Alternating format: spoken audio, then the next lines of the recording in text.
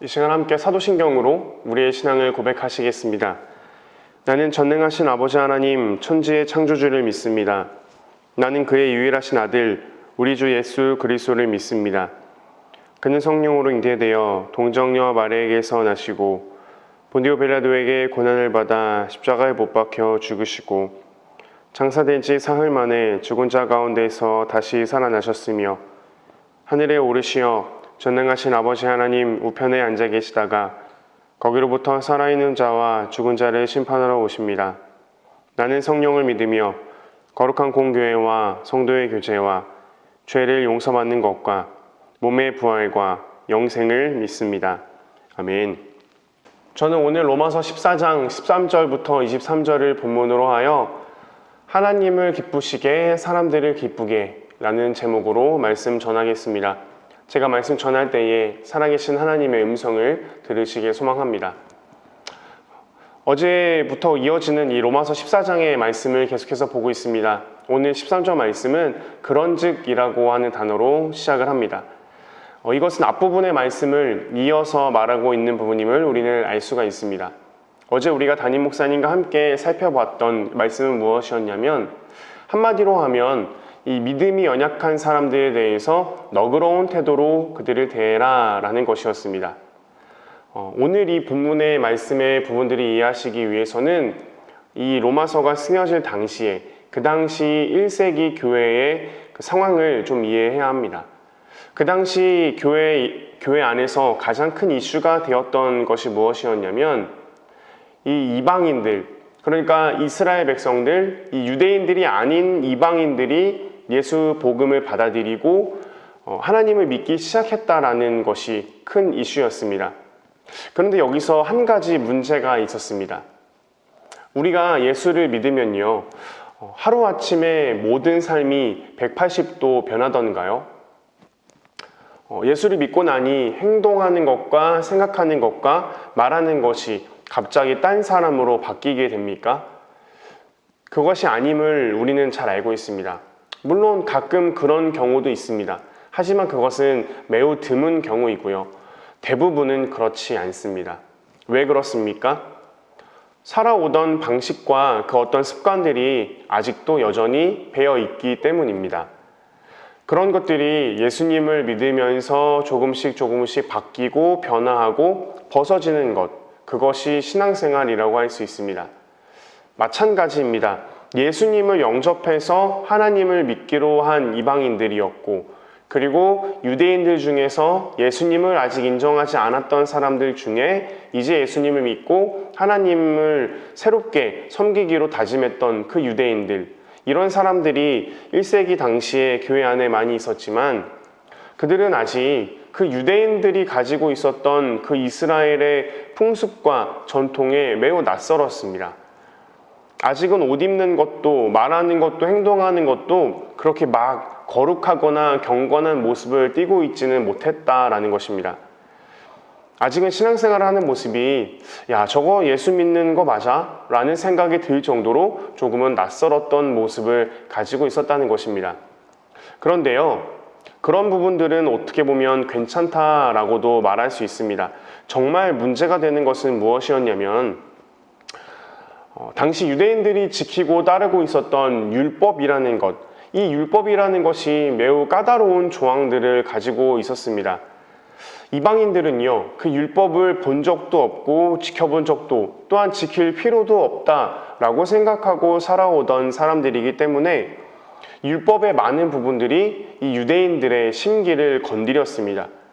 물론 이 바울이 로마서에서 앞서서 계속해서 가르친 것처럼 사람이 구원을 받는 것이 율법이나 어떤 행위로 구원을 받는 것이 아니라는 것을 이 유대인들은 많이 들었기 때문에 많은 부분들이 좋아졌다라고 생각을 합니다. 그런데 오늘 이 성경에 보니까요, 뭔가 이 음식 때문에, 이 먹는 것 때문에 어떤 문제가 있었구나라는 것을 알 수 있습니다. 그것에 대해서 오늘 바울은 말하고 있습니다. 15절입니다. 만일 음식으로 말미암아 내 형제가 근심하게 되면 이는 내가 사랑으로 행하지 아니함이라. 이 15절의 말씀을 반대로 하면 어떻게 될까요? 형제를 사랑한다면 그 음식을 조심해라 라는 것이겠죠. 이 형제가 어떤 형제입니까? 그 아래 말씀에 보니까 그리스도가 죽으면서까지 구원하시고 살리신 그 귀한 형제 아니겠습니까? 그런데 그렇게 귀한 그 형제를 음식 때문에 시험이 들게 하거나 그 음식 때문에 망하게 하면 되겠느냐라는 말씀이죠. 그리고는 이어서 말씀합니다. 17절. 진짜 하나님의 나라는요, 먹는 것과 그런 마시는 어떠한 문제에 있는 것이 아니다 라고 이야기를 합니다. 그리고 정말 중요한 말씀은 18절에서 말합니다. 이로써 그리스도를 섬기는 자는 하나님을 기쁘시게 하며 사람들에게도 칭찬을 받느니라 라고 합니다. 그리스도를 섬기는 자는요, 먼저는 하나님을 기쁘시게 하고 그리고 사람들에게도 칭찬을 받는다라고 합니다. 여러분, 이것이요, 이 성경에서 말하고 있는 굉장히 중요한 원리입니다. 제가 전에 그 아르바이트를 많이 했었는데요. 이 식당에서 음식을 서빙하는 그런 아르바이트도 했었습니다. 식당에서 아르바이트를 할 때 보면요, 정말로 손님들 중에서 별의별 손님들을 다 만나게 됩니다. 반말하는 손님도 있고요. 저는 주문을 확인하는 질문을 드린 건데도 그런 질문에 대해서 짜증을 내는 그런 손님도 있고, 그냥 애초에 태도부터가 매우 불순하고 불쾌한 그런 손님도 있습니다. 근데 제가 아직도 기억에 남는 어떤 중년 여성 손님에 대한 이야기를 드리려고 하는데요. 제가 그 식당에서 6개월 정도 아르바이트를 했습니다.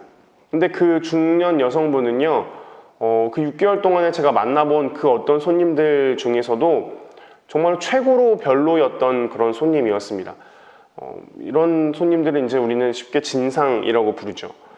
제가 그때 당시가 나이가 20대 초반이었던 것으로 기억합니다. 아직 혈기가 왕성하던 그런 때였는데, 그 손님의 불쾌한 태도 때문에 아직 음식이 나오기도 전부터 제가 매우 마음이 상하고 이렇게 화가 나 있던 그러한 때였습니다.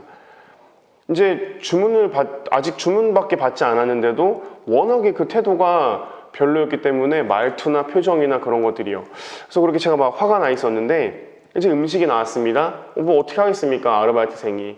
이제 웃는 얼굴로 음식을 가지고 서빙을 했을 때, 저는 정말 그때 세상에서 가장 끔찍한 광경을 그때 접하게 되었습니다. 그 진상이신 그 중년의 여성분께서 음식을 제가 딱 갖다 드리자 두 손을 이렇게 모으고 기도를 하시더라고요. 그때 제가 어떤 마음이 들었냐면, 이러니까 예수쟁이들을 사람들이 욕하는구나 라는 생각을 그때 제가 했습니다. 교회를 다니고 신학을 하고 있는 저도 그 모습을 보면서 너무 좋지 않아 보이는데, 하물며 가뜩이나 교회에 대해서 좋지 않게 생각하는 사람들이 그런 모습을 보면 얼마나 교회를 욕하겠는가 라는 생각을 그때 했습니다. 여러분, 사도행전 2장에 보면요, 이 지구상에 교회라는 것이 처음 생겨난 그 스토리가 있습니다. 근데 그 2장의 마지막 절인 47절이 어떻게 이제 표현을 하고 끝나냐면, 이 교회를 다니는 사람들에 대해서 이렇게 표현합니다. 하나님을 찬미하며 또 온 백성에게 친송을 받으니. 여러분, 이것이 성경에서 제시하고 있는 가장 모델이라고 하는 그 교회의 모습입니다.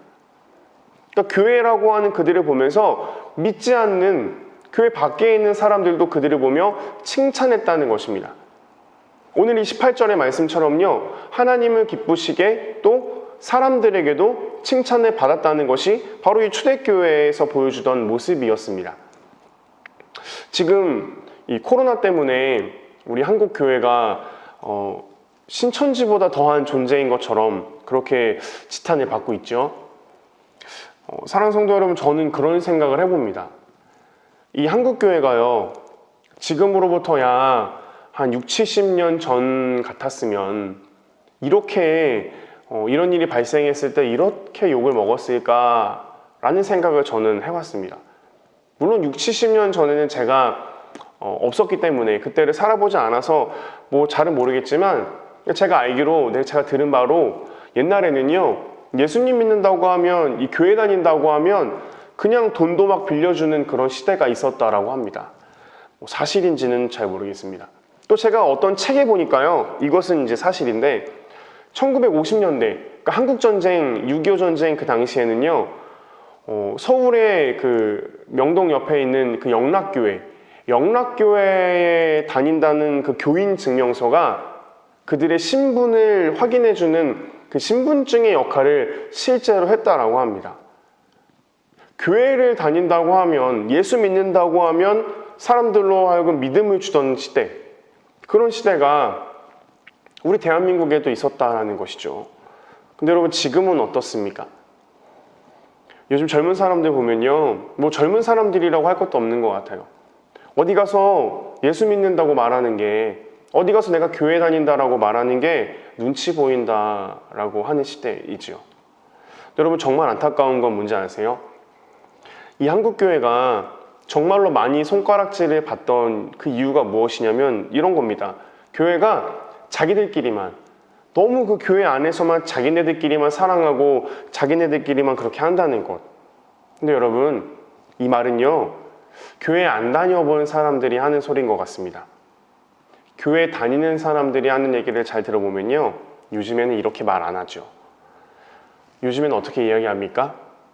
교회 안에서조차도, 교회 다니는 사람끼리조차도 사랑이 없다라고 말합니다. 성도 여러분, 하나님께서는요, 우리에게 말씀합니다. 먼저는 하나님을 사랑하고 그리고 이웃을 몸과 같이 사랑하라 라고 말합니다. 그런데 우리가 어느 순간부터 혹시 하나님을 사랑하는 일에는 열심히 하면서도 이웃을 사랑하는 일에는 소홀하지 않았는지 모르겠습니다. 하나님을 기쁘시게 하며 사람들에게도 칭찬을 받는 것이 그리스도인이라고 말씀에서는 그렇게 이야기하는데요. 우리가 어느 순간부터 하나님을 기쁘시게 하는 것에는 내가 열심히 하되 사람들에게 칭찬받는 모습이 사라지지는 않았는지 모르겠습니다. 한 가지 오해하지 마실 것은요, 이웃을 사랑하지 않으면서 하나님을 사랑한다는 것은 그릇된 열심이자 그릇된 사랑의 모습입니다. 하나님께서는 결코 그 마음을 보면서 잘했다고 하지 않으실 것입니다. 왜냐하면 하나님을 제대로 사랑하는 사람이라면 그 하나님의 사랑의 마음을 가지고 이웃을 바라보게 되실 것이고요. 그렇다면 그 이웃들에 대해서 사랑의 마음들이 생겨날 수밖에 없고, 그렇게 된다면 너무나도 자연스럽게 이웃사랑이 실천되겠죠. 그러면 이웃사랑을 실천했을 때 사람들로부터 칭찬을 받게 되는 그런 열매들이 자연스럽게 맺혀나는 것, 이것은 너무나도 당연한 수순이기 때문입니다. 사랑하는 성도 여러분, 우리가 조금 더 이웃을 섬기고 사랑하는 그런 우리들이 되기를 소망합니다. 지금은 우리가 코로나 때문에 모이지도 못하는 이런 아무것도 할 수 없는 상황에 있지만, 우리 교회, 우리 영광교회 올해 표어가 무엇입니까? 다 같이, 더 같이 함께 지어져 가자라는 것이죠. 어제 우리 목사님 말씀에서 들으셨겠지만 결코 이 신앙생활이라는 것은요, 혼자서 할 수 없는 것입니다. 혼자서 신앙생활하는 것이 가능했다면 하나님께서는 왜 굳이 이 교회라는 것을 신약에서 만드셨을 이유가 없었겠죠. 하나님이 굳이 교회를 만드시고 그렇게 각양각색의 사람들을 이 교회라는 것에 불러 모아주신 데에는 반드시 교회 안에 있어야만 하는, 반드시 신앙생활은 교회에서 해야만 하는 그런 필수적인 어떤 이유가 있지 않겠습니까? 그렇다면 여러분, 우리가 하나님을 사랑하는 것과 이웃을 사랑하는 것에 더욱더 힘쓰기를 소망합니다. 왜냐하면 그것이 하나님의 참 뜻이기 때문입니다. 나는 하나님만 사랑할래, 나는 다른 사람들이 신경 쓰기 싫어, 이렇게 하는 것은요, 결코 하나님께서 기뻐하시는 태도가 아니며 성경에서 말하고 있는 그리스도인의 태도도 아니다라는 것을 명심하시기 바랍니다. 서로 돌아보아 격려하고 먹고 마시는 문제, 다시 말해서 별로 중요하지 않은 그런 문제를 가지고 서로 시시비비하고 다툼을 일으키고 상처를 주는 그런 반쪽짜리 공동체가 되는 것이 아니라, 우리가 하나님의 사랑을 아는 사람들이라면 그 은혜로 우리가 구원을 받은 것을 인정하는 그런 진정한 그리스도인이라면 오늘 말씀에서처럼, 특별히 19절의 말씀처럼 화평의 일과 서로 덕을 세우는 이 일에 힘을 쓰는, 그래서 먼저는 하나님께서 기뻐하시고 또한 사람들로부터 칭찬을 받는 그런 우리 교회와 우리 성도님들이 되실 때에 하나님께서 우리의 삶 가운데 놀랍도록 일하시고 축복하시는 그런 일들이 넘쳐나시기를 주님의 이름으로 축원합니다. 이 시간 함께 기도하시겠습니다. 하나님 감사합니다. 오늘도 우리에게 말씀을 허락하심을 감사합니다. 하나님, 내가 하나님을 사랑한다고 하면서 정작 이웃은 돌보지 않고 한 공동체로 묶어주신 나의 믿음의 지체들에게 소홀하지 않았는가를 돌아봅니다. 주님, 배려하라고 말씀하셨고 또 서로 섬기며 화평의 일과 서로 덕을 세우는 일을 하라고 말씀하시는 그 하나님의 말씀에 순종하여 하나님을 사랑하는 만큼 이웃을 사랑하고 또 교회 공동체를 사랑하는 그런 내가 되도록 주님 그렇게 인도하여 주시옵소서. 비록 우리가 지금은 코로나 때문에 얼굴을 보며 만날 수는 없으나 곧 다시 건강히 만날 날을 기대하며 기도와 말씀으로 우리 심령을 새롭게 하여 우리 교회가 진정한 하나님의 나라가 이루어지는 그런 하나님의 공동체가 되게 하시고 그 공동체를 이루는 일에 나를 사용하여 주시옵소서. 이 모든 말씀 예수님의 이름으로 기도합니다. 아멘. 우리 이 시간에 계속해서 다시 한번 기도하실 때에 우리가 합심하며 기도하며 나아갑시다. 들으신 말씀을 가지고 결단하시면서 하나님, 내가 하나님을 믿는 사람답게 하나님을 사랑하는 사람답게 하나님을 사랑하는 만큼 이웃을 사랑하는 내가 되게 하시고 무엇보다 우리를 한 교회에서 만나게 하셨사오니 서로 용납하고 서로 섬기며 그렇게 더욱 서로 사랑하고 하나 되는 그런 우리 영광교회와 그러한 진짜 그리스도인이 되는 내가 되도록 주님 인도하여 주시옵소서라고 우리 이 시간 함께 기도하시겠습니다. 기도합니다.